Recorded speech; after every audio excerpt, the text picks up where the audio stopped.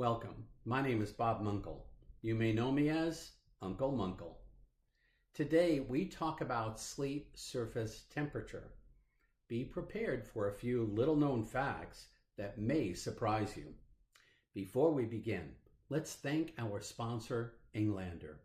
Englander has been changing the way people sleep since 1894. Englander mattresses are innovative and designed and built right here in the US, and they look and feel great. Best of all, they care about your business and will help you grow your sales. To learn more, contact Lou Page, President and CEO, or call your local sales representative. Tell them Uncle Muenkel sent you. Oh, one more thing. Stay tuned to the end for a special discount on all Uncle Muenkel online courses. Class is now in session.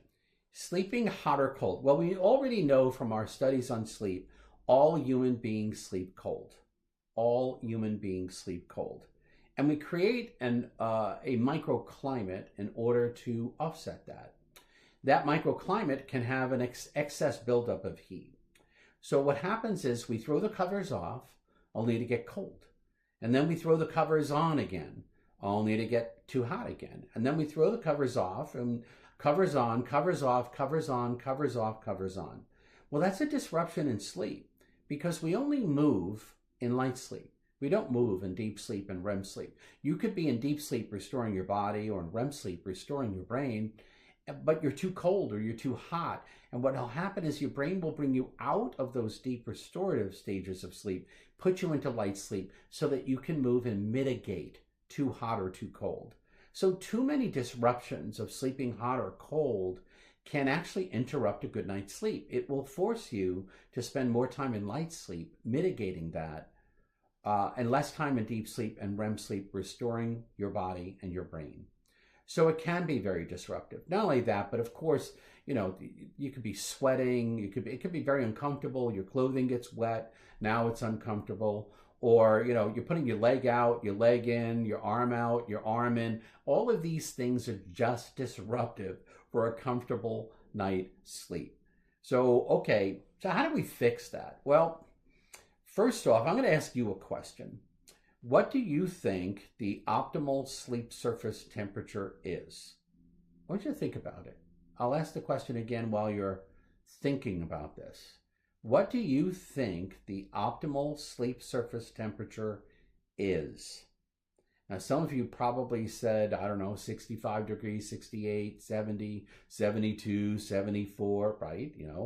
Some of you may have said like 98.6, or something like that. Okay, that's fine. Let's take a look at this. When it comes to sleep, there's really three temperatures to keep in mind. First, the human body has an internal temperature. If we put a thermometer in our mouth and we're normal, in Fahrenheit, it's going to be 98.6. 98.6, more or less, if you're normal in Fahrenheit. In room temperature, it might be, you'll read on the internet or elsewhere, 65 degrees, 68 degrees, somewhere in the 60s. More or less, a cool room helps promote sleep. And that's actually true because, remember, in light sleep, deep sleep, and REM sleep, we sleep cold. The body temperature drops by as much as 2 degrees Fahrenheit. But there's a third temperature that most folks are unaware of. It is the external core body temperature at the skin. External core body temperature at the skin. What does that mean? It's the temperature taken outside the body, your skin, all right, at your torso. So not the extremes, not the arms, not the legs, it's taken at your torso. And if you read up on this, you'll find that our external core body temperature at the skin will range, call it 89 to maybe 93 degrees, give or take. So we're a little bit cooler on the outside than we are on the inside. Thermometer in the mouth, 98.6, external temperature, 89, 90 degrees. So because we know that the body cools down during sleep, because it does, in order to promote healthy sleep, having a cooler environment than what the body is actually optimal. So you don't want to sleep in a room that's too hot. You prefer to sleep in a room, or it's generally best to sleep in a room that is cooler. But we also don't want the sleep surface temperature to be as cool as the ambient air in the room, like 68 degrees or 70 or 72, because that's too cold. That's way too cold. Think of it this way. If I were to jump into a pool, and the temperature was 70 degrees in the water, 70-degree water in the pool, how would that feel? That would feel really cold. Imagine if it was 65 or 68. That's really cold pool water. We wouldn't like that. That's shockingly cold. But if we go into a pool that's 87 degrees, that's ideal. And in fact, most public pools that are heated, when they control it, they typically will try and maintain about 86 to 88 degrees at most. Because our external skin temperature is, call it 89 to maybe 93 degrees. And if we can maintain a sleep surface temperature that's just a few degrees cooler than our external skin temperature, that is optimal sleep surface temperature.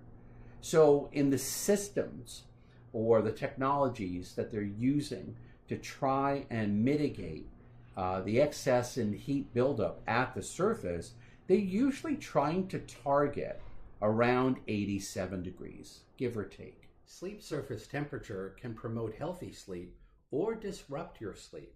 Understanding this is key to sleeping deeply and waking up refreshed.